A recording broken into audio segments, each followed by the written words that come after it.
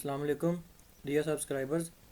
आज हम अपनी एडजेक्टिव सीरीज़ की लास्ट क्लास में आपको खुशामदीद कहते हैं। ये लास्ट क्लास इसलिए मैं कह रहा हूँ क्योंकि एडजेक्टिव के रिलेटेड जो छोटे छोटे कॉन्सेप्ट्स हैं, कुछ चार पांच, वो आपको इसमें जो है वो सीखने को मिलेंगे। वीडियो ज़्यादा लंबी नहीं होगी इंशाल्लाह, और कोशिश होगी कि जैसे कॉन्सेप्ट छोटे हैं वैसे ही मैं उनको ब्रीफली जो ना वो आपको सब समझा दूँ। तो जो लोग चैनल पे नए हैं वो चैनल को सब्सक्राइब कर लें। और ये हमारी पार्ट ऑफ स्पीच का आखिरी जो पार्ट था वो था एडजेक्टिव, और उसका भी आज लास्ट पार्ट है। मैंने इसको कोशिश की थी कि मैंने कहा एक एक पार्ट और करके मतलब इसको सेकंड लास्ट करके फिर इसके बाद अगला जो है ना वो लास्ट पार्ट करूं। लेकिन फिर मैंने सोचा कि वो कुछ ज़्यादा ही फिर एक्स्ट्रा हो जाएगा। तो जितनी चीज़ें मोस्टली सीखने वाली होती हैं competitive examination point of view के मुताबिक, या एकेडमिक हो गया या वैसे ओवरऑल लैंग्वेज लर्निंग में भी, वो मोस्टली इधर जो है ना वो आज कंप्लीट हो जाएगी। तो इसलिए बजाय इसके कि हम इसी का ही कोई और पार्ट बनाएं, हम अपने टेंसेस की तरफ जाएंगे, या पहले सब्जेक्ट वर्ब एग्रीमेंट जो है ना वो उसका कर लेंगे। क्योंकि सब्जेक्ट सब्जेक्ट वर्ब जो एग्रीमेंट है वो भी उतना ही क्रूशियल है जितना ये आपके पार्ट्स ऑफ स्पीच होते हैं, ये टेंसेस होते हैं। ठीक है, क्योंकि आपने पार्ट्स ऑफ स्पीच सीख लिए, आपने टेंसेस सीख लिए, आपको सेंटेंस ही नहीं बनाना आता। ठीक है, कहाँ पे आपने किस सेंस में किस फिक्रे को कैसे यूज़ करना है, कहाँ पे इज़ आना है, कहाँ पे आर आना है। तो ये सभी चीज़ें जो है ना वो सब्जेक्ट वर्ब एग्रीमेंट में होती हैं। तो होपफुली टेंसेस में जाने से पहले जो है ना हम सब्जेक्ट वर्ब एग्रीमेंट को समझ लेंगे। बाकी अभी मैं स्टोरीज़ जो है ना वो अभी अपलोड नहीं कर पा रहा, क्योंकि मैं चाह रहा था कि मैं कुछ कंटेंट पहले जमा कर लूँ, ताकि जैसे पहले हमारे पास 5-6 अच्छी स्टोरीज़ थी, तो ऐसी कोई अच्छी स्टोरीज़ आ जाएँ, ताकि फिर मैं उसी के अकॉर्डिंग जो है ना वो एक सीक्वेंस में वीडियोस बना दूँ, ताकि कोई डिले जो है ना उसमें ना आए। ठीक है तो चलें जी, वीडियो में आगे बढ़ते हैं। जो नेक्स्ट कैटेगरी है वो है पैरेलल इंक्रीज़ या डिक्रीज़। पैरेलल कहते हैं मुतवाज़ी चीज़ को।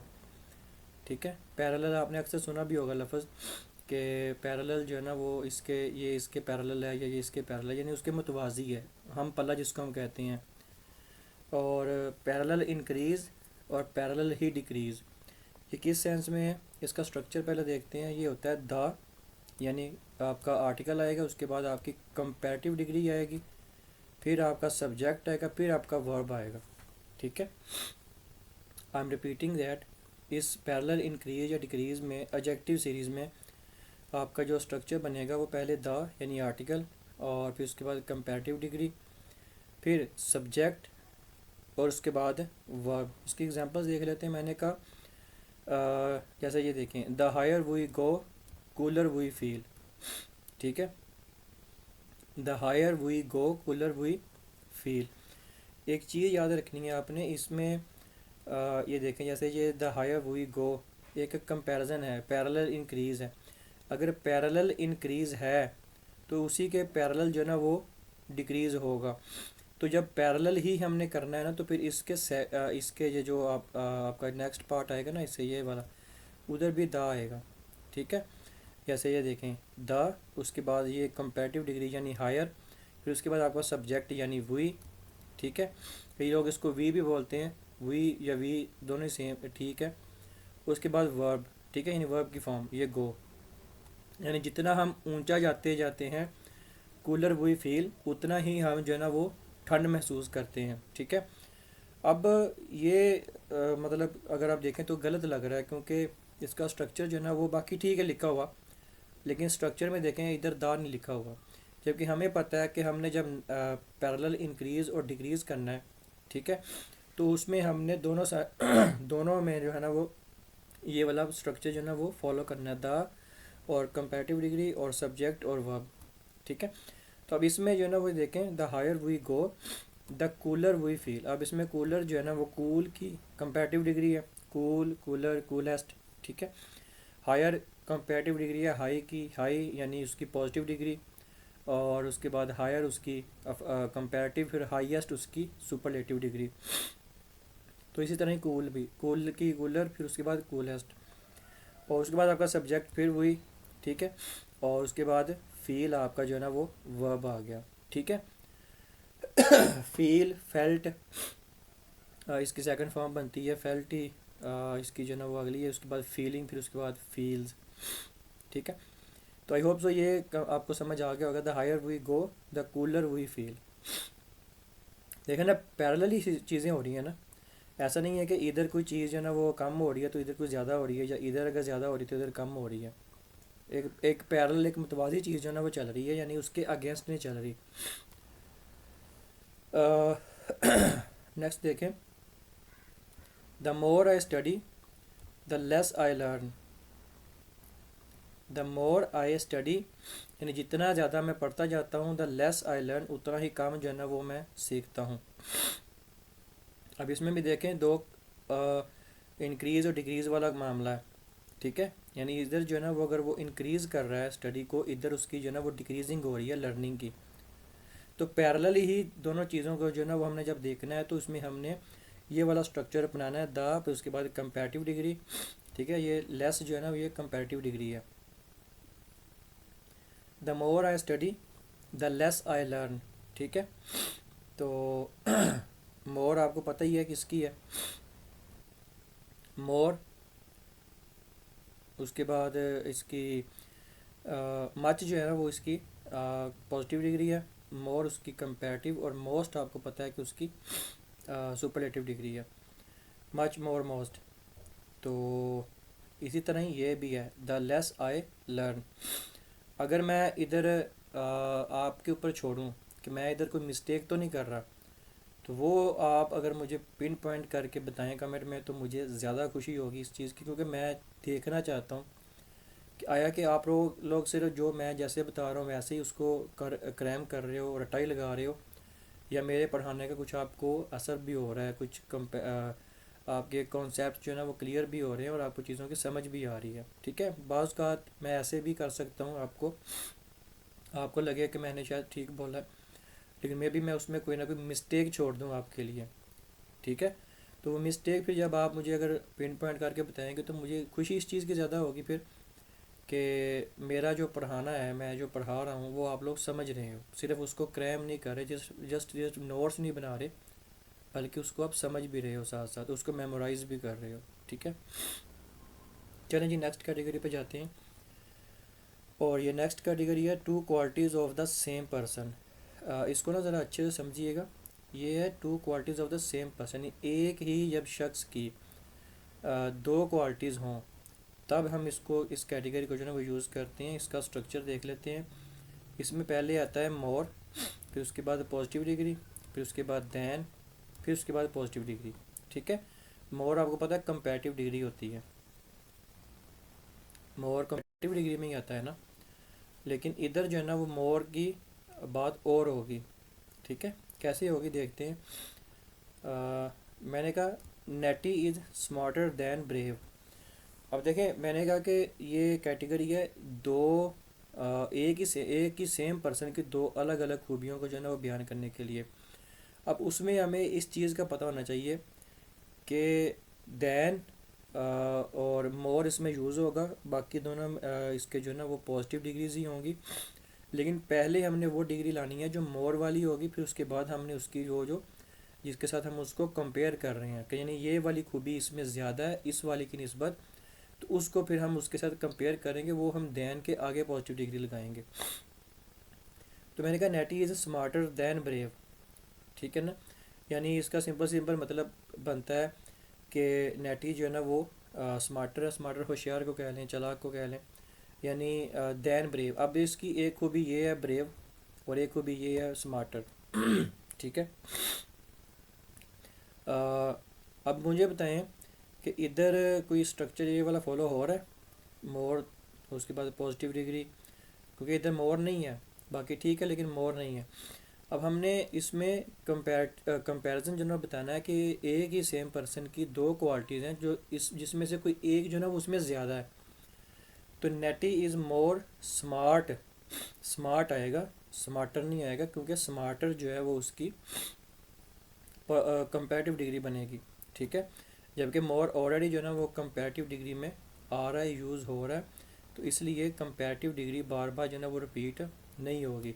ये मोर जब कंपैरेटिव डिग्री का लग गया है आगे, फिर उसके हमें पता है कि पॉजिटिव डिग्री लगनी है, तो पॉजिटिव डिग्री स्मार्टर नहीं है, स्मार्ट है, उसके बाद दैन है, उसके बाद फिर ब्रेव। ठीक है, तो ये ऐसे ही होगा कि यानी नेटी जो है वो बहादुर होने की निस्बत चालाक या होशियार जो है ना वो ज़्यादा है।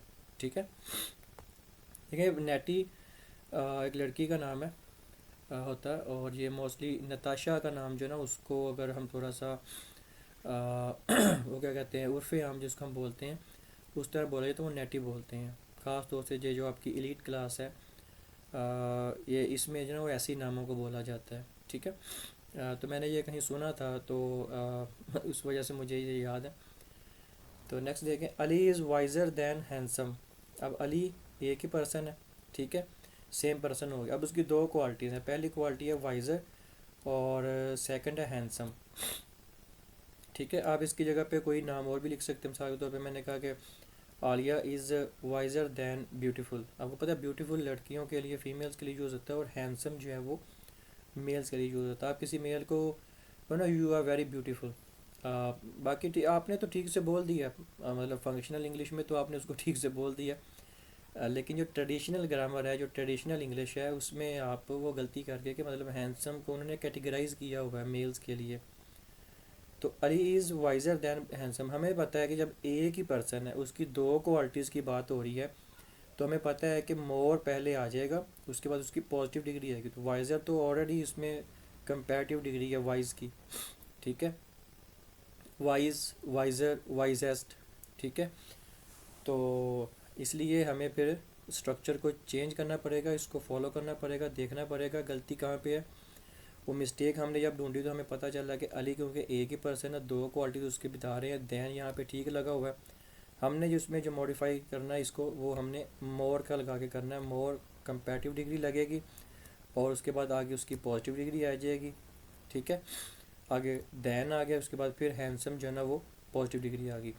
अब हैंडसम का हैंडसमर हैंडसमेस्ट नहीं होएगा। ठीक है, हैंडसम का मतलब आगे फिर उसकी जो कंपैरेटिव डिग्री आएगी वो मोर हैंडसम, आगे सुपरलेटिव मोस्ट हैंडसम। ठीक है, जैसे ब्यूटीफुल वाला हमने पीछे पढ़ा था। ठीक है, ब्यूटीफुल, ब्यूटीफुल और ब्यूटीफुलस्ट नहीं होता। ब्यूटीफुल मतलब मोर ब्यूटीफुल कंपैरेटिव में आ जाएगा, सुपरलेटिव में मोस्ट ब्यूटीफुल आ जाएगा। तो आई होप सो ये वाला भी कॉन्सेप्ट आपको क्लियर हो गया होगा। ठीक है, नेक्स्ट कैटेगरी है वो है two structures of comparative degree. अब इसको ज़रा ध्यान से समझिएगा। एक कंपैरेटिव डिग्री के दो अलग अलग स्ट्रक्चर जो है ना वो अब हम इसमें देखेंगे। तो वो अब हमने पहले देखना है। पहला जो है ना वो है फर्स्ट स्ट्रक्चर, जो अभी हम देख के पीछे देखा है हमने। इसमें क्या था, ये अभी आप पीछे देख के आए हैं ना, सब्जेक्ट, वर्ब, कंपैरेटिव डिग्री और देन। पीछे से मुराद आज अभी जो मैं कर रहा हूँ इसमें नहीं, जो पिछला इसका पार्ट 2 था शायद उसमें हमने किया था ये वाला। तो फर्स्ट स्ट्रक्चर ये था, और इसमें नोट, इसमें एक्सेप्शन ये है कि this structure is use to compare only two persons और थिंग्स।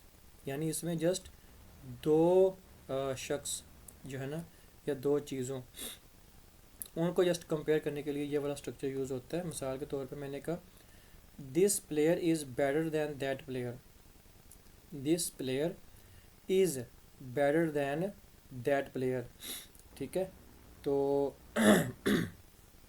अब बताएं कि इसमें two structures of comparative degree, पहले सब्जेक्ट, फिर वर्ब, फिर कंपैरेटिव डिग्री, फिर देन। ठीक है, तो ये this player is better than that player, तो इसमें एक चीज़ और भी यूज़ होती है, वो होती है दैट ऑफ। ठीक है, this player is better than that of. तो बहरहाल वो अभी इधर जो ना वो इसको मैंने अप्लाई नहीं किया, जो उसको समझाना सिर्फ आपको ये चाह रहा हूँ कि अभी आप इसका फर्स्ट स्ट्रक्चर देखा है, अभी आप इसका ज़रा सेकंड स्ट्रक्चर देखिएगा, और ये नोट लाजमी साथ बनाइएगा। ये वाला जो मैंने लिखा होता है कि this structure is use to compare only two persons और थिंग्स। ठीक है, और इसका स्ट्रक्चर ये है, सब्जेक्ट पहले, फिर वर्ब, फिर कंपैरेटिव डिग्री, फिर दैन। सेकंड स्ट्रक्चर क्या कहता है, सेकंड स्ट्रक्चर कहता है कि पहले सब्जेक्ट, फिर वर्ब, उसके बाद द आएगा। ठीक है, द आएगा, उसके बाद कंपैरेटिव डिग्री, फिर उसके बाद ऑफ द टू, फिर उसके बाद plural noun. I am repeating, पहले सेकंड स्ट्रक्चर में सब्जेक्ट, फिर वर्ब, फिर द, ठीक है, उसके बाद कंपैरेटिव डिग्री, फिर उसके बाद ऑफ द टू, फिर उसके बाद प्लूरल नाउन। जबकि पिछला जो स्ट्रक्चर था वो था सिंपल सा कि subject, verb, comparative degree plus than. और ये वाली कैटेगरी जो है ना वो हमारी है कि कंपैरेटिव डिग्री के दो स्ट्रक्चर जो है ना वो अभी हमने समझने हैं। पहला जो है ना वो है जो जस्ट दो शख्सों या दो चीज़ों के दरमियान जो है ना वो कंपैरिजन के लिए यूज़ होता है, जिसकी मैंने नीचे ये एग्जांपल भी आपको दी है। ठीक है। दूसरा जो स्ट्रक्चर है वो है सब्जेक्ट, वर्ब, उसके बाद द, फिर उसके बाद कंपैरेटिव डिग्री, फिर उसके बाद ऑफ द टू, फिर उसके बाद प्लूरल नाउन। अब इसकी एग्जांपल देखते हैं, इसकी पहले एक्सेप्शन देख लेते हैं कि this structure is used for selection. ठीक है, यानी दो चीज़ों को और to choose one out of the two, यानी दो में से कोई एक चीज़ सिलेक्ट करने के लिए, चूज़ करने के लिए जो है ना वो ये वाला स्ट्रक्चर यूज़ होता है। कैसे, चलें देखते हैं। This player is the better of the to player. ठीक है, this player is the better of the two players, यानी दो प्लेयर्स हैं, अब उसमें से एक जो है ना उन्होंने चूज़ किया है, तो उसने कहा कि ये वाला खिलाड़ी जो है ना इन दो में से ये वाला खिलाड़ी जो है ना वो मतलब ज़्यादा बेटर खेलता है। आपको पता है बेटर जो है ना वो कंपैरेटिव डिग्री है। ठीक है, अब इसका जरा स्ट्रक्चर देखते हैं। पहले सब्जेक्ट है, प्लेयर, सब्जेक्ट लिखा हुआ है, फिर उसके बाद वर्ब है, ये दिस प्लेयर पूरा पूरा सब्जेक्ट ही है। ठीक है। सॉरी ज़रा आज गले की खराबी थी, तो मैंने कहा ये मैं इसको कंप्लीट कर दूं ज़रा। सब्जेक्ट वर्ब हो गया, उसके बाद आगे आ गया, सॉरी वर्ब आपका ये इज़ आ गया, उसके बाद आपका ये आगे द आ गया, और उसके बाद आपके आगे कंपैरेटिव डिग्री आ गई, उसके बाद आगे आ गया ऑफ द टू आ गया। ठीक है, उसके बाद आगे आ गया आपका प्लूरल नाउन या प्लेयर्स आ गया। तो इसमें इनके ये वाला फ़िक्रा जो है ना ये पूरा अपने अंदर स्ट्रक्चर जो है ना वो लिया हुआ है। तो जब दो जब कंपैरेटिव डिग्रीज के स्ट्रक्चर में से पहला हमने समझा, ठीक है, जो दो चीज़ों के दरमियान कंपेयर करने के लिए यूज़ होता है, जबकि सेकंड स्ट्रक्चर जो है ना वो दो में से किसी एक को चूज़ करने के लिए या सिलेक्ट करने के लिए यूज़ होता है। नेक्स्ट देखें, मैंने कहा ऑफ स्वात एंड मरी विच इज़ कूलेस्ट। अब मुझे बताओ इसमें ये ठीक है आपको कि नहीं? बिल्कुल नहीं ठीक है। ऑफ स्वात एंड मरी, इसका मतलब भी समझ लें, मतलब मरी और स्वात में से विच इज़ कूलेस्ट, कौन सा जो ना वो सबसे ज़्यादा ठंडा इलाका है। कूलेस्ट मतलब सुपरलेटिव डिग्री लगी हुई है, तो इसमें आएगा ऑफ स्वात एंड मरी विच इज़ कूलेस्ट, नहीं बल्कि which is the cooler. Cooler आएगा। ठीक है, कंपैरेटिव डिग्री आएगी,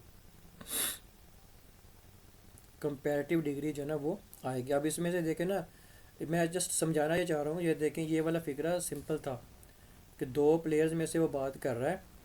ठीक है, कि दो प्लेयर्स में से ये वाला खिलाड़ी जो है ना वो ज़्यादा बेटर है, मतलब वो फॉर्म में है या अच्छा जो है ना वो ज़रा अपना खेल पेश कर रहा है। तो उन्होंने कहा, सिलेक्शन टीम है, उसने कहा कि इन दोनों में से जो है ना अगर आपने चूज़ करना है तो ये वाला कर लें, मेरे ख्याल में ये वाला कर लें। ठीक है, क्योंकि ये ज़रा फॉर्म में है, मतलब बॉलर है तो अच्छी बॉल कर रहा है, ज़रा लाइन लेंथ ठीक कर रहा है, वाइड नॉल से ज़रा परहेज़ कर रहा है एक्सेट्रा, या बैट्समैन है तो ज़रा रन्स अच्छे बना रहा है, विकेट में अच्छा जो है ना वो दौड़ रहा है।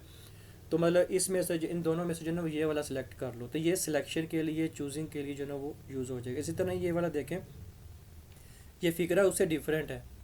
ठीक है, ये ऑफ से शुरू हो रहा है, ऑफ स्वात एंड मरी विच इज़ कूलेस्ट।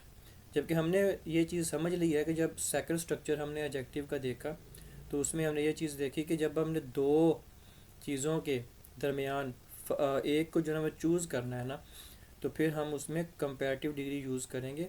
और उसमें देखें ऑफ स्वात एंड मरी which is the cooler, which is the cooler. ठीक है, यानी आप लोगों से जब पूछा जा रहा है या आप लोग बता रहे हो या आप लोग किसी से पूछ रहे हो कि स्वात और मरी में से कौन सा जो है वो सबसे ज़्यादा ठंडा है, इलाके की बात हो रही है। ठीक है, तो ये थे इसके दो स्ट्रक्चर्स। नेक्स्ट कैटेगरी में देखें correct usage of some adjectives. कुछ एडजेक्टिव्स हैं जिनके कुछ करेक्ट यानी सही जो इस्तेमालात हैं वो अब हम देखेंगे। उसमें से देखें पहले नंबर पे है गुड और वेल। गुड और वेल, आपने बहुत अच्छे से इसको जानते होंगे ये गुड और वेल को। गुड सबसे पहले देखते हैं कि अभी हमने ये चीज़ देखनी है कि ये जो गुड और वेल है ये एक्चुअली काम क्या करते हैं और कहाँ पे इनका जो है ना वो करेक्ट यूजेज होगा। ठीक है।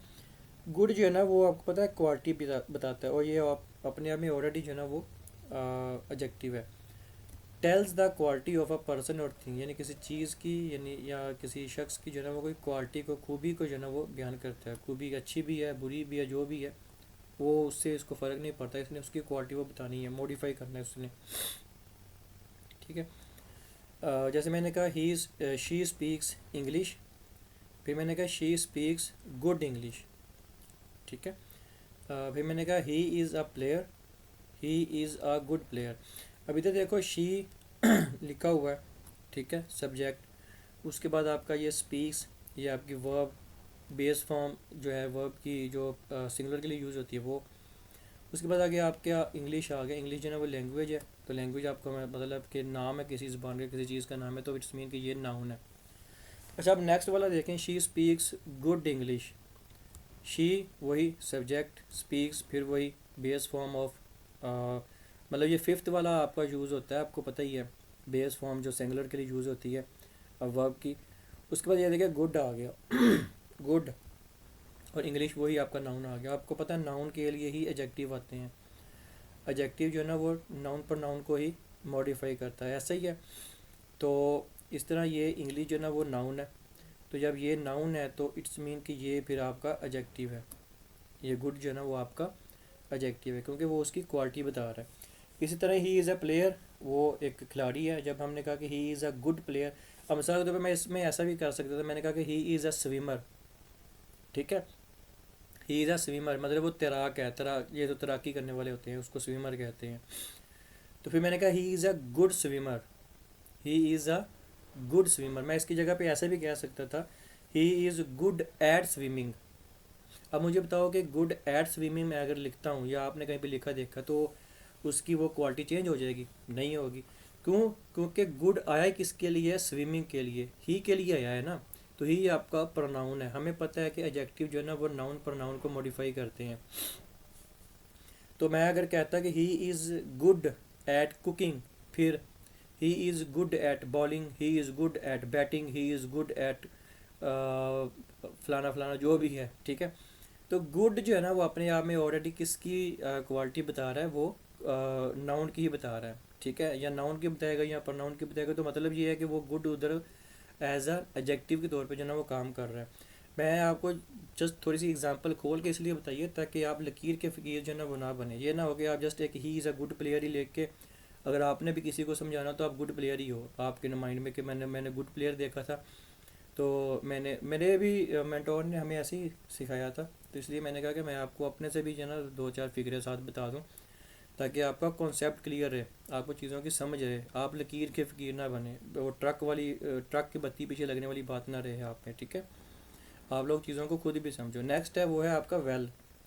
अब अच्छा, वेल जो है ना वो दो तरह से काम करता है। वेल एक तो एडजेक्टिव भी काम करता है, और जब ये किसी फ़िक्रे में एडजेक्टिव के तौर पे काम करेगा तो याद रखिए किसी कंडीशन को बताएगा। कंडीशन मीन किसी हालत को बताएगा। ठीक है। और जब ये किसी एडवर्ब के तौर पे काम करेगा फिर ये इन अ गुड मैनर। ठीक है। यानी उसकी जो ना वो कुछ गुड अच्छ मतलब गुड मैनर उसके बताने के लिए यूज़ हो रहा होगा। यहाँ पे गुड मैनर यूज़ करने के बताने के लिए यूज़ हो रहा होगा, वहाँ पे ये एडवर्ब होगा। यहाँ पे ये किसी हालत को बताएगा, वहाँ पे ये एडजेक्टिव होगा। इतना सिर्फ आपने माइंड में रखना है। मिसाल के तौर पे मैंने कहा हाउ आर यू। ठीक है। हाउ आर यू, मैंने सवाल पूछा। अब मैंने कहा आई एम गुड। ठीक है। जबकि हमें पता है कि गुड जो है ना वो एडजेक्टिव है। गुड जो है वो क्या है? एडजेक्टिव है। अब आपने अपनी कोई कंडीशन बतानी है ना, उसने आपसे आपकी कंडीशन पूछी, कोई हालत पूछी है भी आप कैसे हो। ठीक है। या मिसाल के तौर पे आप उसे वो ऐसे भी पूछ लेता है कि हाउ आर यू फीलिंग। मिसाल के तौर पे आप बीमार थे, इल थे या सिक थे, और आपने आपका कोई दोस्त आता है या घर में से कोई पूछ लेता है कि how are you feeling now. तो इसका मतलब होता है कि अब आप कैसा महसूस कर रहे हो। तो आप सिंपल से ऐसा कर दो आई एम गुड। ऐसा नहीं है। गुड आपकी कंडीशन को नहीं बताएगा। गुड आपको पता है कि वो आपका एडजेक्टिव है जो किसी क्वालिटी को बताता है। तो आप कहोगे कि आई एम वेल या आई एम फीलिंग वेल, ठीक है, आई एम फीलिंग वेल कि मैं जो है ना वो बेहतर महसूस कर। अब ये तो आपकी कंडीशन के लिए हो गया, यानी हालत के लिए हो गया कि इधर आपने उसकी हालत उसने आपकी बता दी। तो इट्स मीन कि हमें पता चल गया कि ये यहाँ पे एज एन एडजेक्टिव के तौर पे काम कर रहा है, वेल यहाँ पे एडजेक्टिव के तौर पे काम कर रहा है, गुड नहीं, ठीक है। तो इस तरह एडवर्ब में देखें, एडवर्ब के तौर पे अगर आप काम करें, काम करने का बताएंगे तो ये करेगा कि शी स्पीक्स इंग्लिश, वो तो सिंपल फिक्र है, पता चल गया हमें। शी स्पीक्स इंग्लिश गुड, ठीक है, कि वो अच्छी इंग्लिश जो है ना वो बोल लेती है या बोलती है। जबकि हमें पता है कि गुड जो है वो क्वालिटी बताती है। तो ये शी स्पीक्स इंग्लिश गुड, और इधर जो है ना हम इसको गुड को चेंज करेंगे वेल में, ठीक है, क्योंकि वेल जो है ये उसके कोई मैनर की बात बता रहा है, उसके कोई तरीके की, रह स्वभाव की जो ना बात बता रहा है, कि मतलब उसको वो इंग्लिश जो ना वो अच्छे तरीके से बोल लेती है। अब वो कोई कंडीशन नहीं बता रहा, ठीक है ना, उसकी कोई कंडीशन के बारे में नहीं बता रहे, वो उसके कुछ मैनर के बारे में बता रहे हैं कि उसको इंग्लिश कैसे बोलने आती है, अच्छी बोलती है, बुरी बोलती है, कैसे बोलती है। तो इसलिए यहाँ पे वेल आएगा, शी स्पीक्स इंग्लिश वेल, ठीक है। अब नेक्स्ट जो कॉन्सेप्ट है वो है फर्स्ट और फॉरमोस्ट के बारे में। ये भी ज़रा अच्छे समझ लीजिएगा, आई थिंक इसके बाद शायद वीडियो कंप्लीट हो जाए। फर्स्ट जो है ना ये यूज़ करता है किसी ऑर्डर को। ऑर्डर का मतलब होता है कोई नज़्म व ज़ब्त भी आप इसको कह सकते हो, और इसकी तरतीब को भी कह सकते हो, ठीक है, तरतीब को भी। जबकि फॉरमोस्ट जो है ना ये यूज़ होता है किसी नोटेबल या प्रोमिनेंट चीज़ के लिए, शख्स के लिए। नोटेबल का मतलब आप जो ही समझ लो, जैसे हम किसी को कहते हैं कि शी इज़ या ही इज़ वेरी फेमस, या हम कहते हैं कि Allama Iqbal is very famous poet, ठीक है, एट्सेट्रा। या प्रोमिनेंट में भी अगर आप कहो तो हम कहेंगे कि Allama Iqbal is a prominent figure in the poetry, यानी शायरी में जो है ना वो अल्लामा इकबाल का एक नुमाया मुकाम है। प्रोमिनेंट भी नुमाया को कहते हैं, और नोटेबल जो है ना वो भी किसी मशहूर चीज़ को कहते हैं। तो मतलब ये एक चीज़, तो फॉरमोस्ट इसमें आ जाएगा।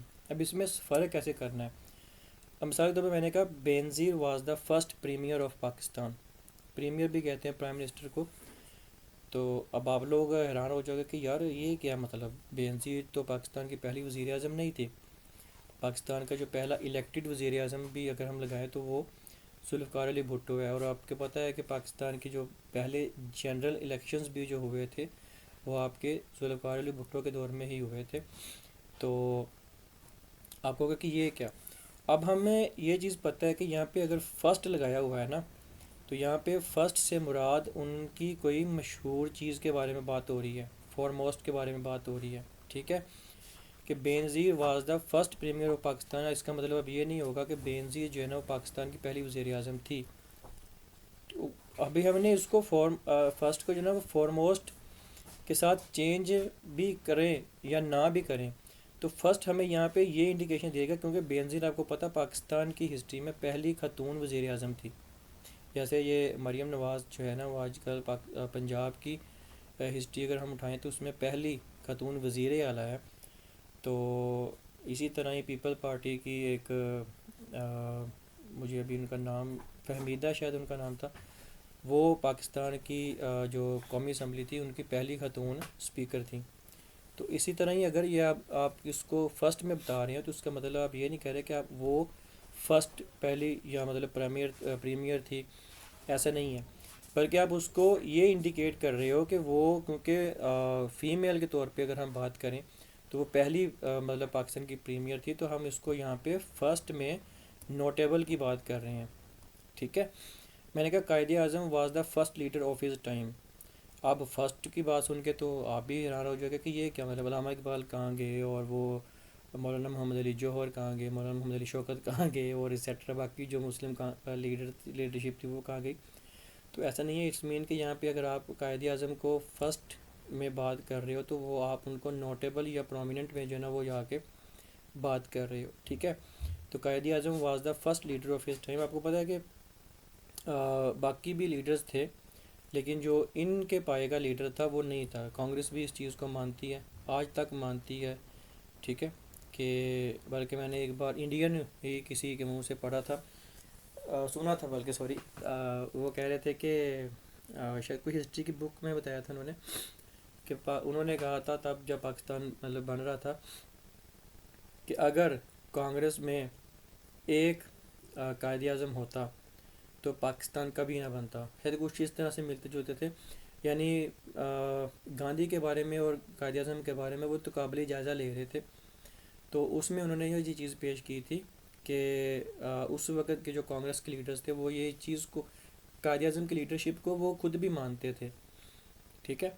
तो उसमें कुछ ऐसा ही था, मुझे अभी उनके एग्जैक्ट वर्ड याद नहीं है, लेकिन ऐसा था कुछ, उसका मफहूम है कि मुस्लिम लीग में अगर 10 भी गांधी होते और कांग्रेस में एक कायद आज़म होता।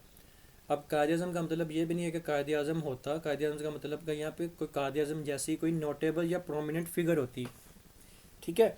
तो ये इस तरह से मतलब चीज़ को जो ना वो समझाना चाह रहा हूँ। अब देखें, फर्स्ट में अगर हम बात करें तो वो ऑर्डर को डिनोट कर रहा है। डिनोट का मतलब होता है मुख्तस करना, कोई चीज़ बताना उसके बारे में। लेकिन यहाँ पे हमें ना तो हमें पता है कि ना तो बेनज़ीर पाकिस्तान की पहली वज़ीर आज़म थी और ना ही कायद आज़म जो ना वो अपने अपने दौर के जो ना वो पहले लीडर थे। अब यहाँ पे जो फर्स्ट है ना, वो चीज़ शो कर रहा है नोटेबल की तरफ या प्रोमिनेंट फिगर की तरफ इशारा कर रहा है। ठीक है। बेनज़ीर अपने पहले पाकिस्तानी खतून वज़ीर आज़म होने की वजह से। और अगर हम इंडिया की बात करें तो आई थिंक इंदिरा गांधी जो है, शायद वो इंडिया की जो है ना वो मेरे जो इंडियन सब्सक्राइबर्स हैं, वो अगर मैं गलत हूँ तो मुझे करेक्ट कर दीजिएगा कमेंट में। मुझे हिस्ट्री से लगाव है, क्योंकि मेरा इंटर में जो है ना वो सब्जेक्ट हिस्ट्री भी रहा है और 80+ मार्क्स मेरे उसमें रहे हैं। तो फिर भी बाज़ का आपको पता है हिस्ट्री में भी कुछ ना कुछ ऐसा होता है कि जो किसी दूसरे के बारे में कुछ, तो इसलिए मैं जस्ट तअस्सुब पर नहीं, गैर मुतअस्सब जो एक चीज़ है उस पे जो है बिलीव करता हूँ। तो मुझे पता है हमारे इंडियंस में भी काफ़ी ऐसे सब्सक्राइबर्स भी और लोग भी हैं जो इस चीज़ को जो है ना वो फील करते हैं और जो सच होता है, जो हक होता है वो बताते हैं, चाहे वो उनके अपने भी अगेंस्ट क्यों ना हो।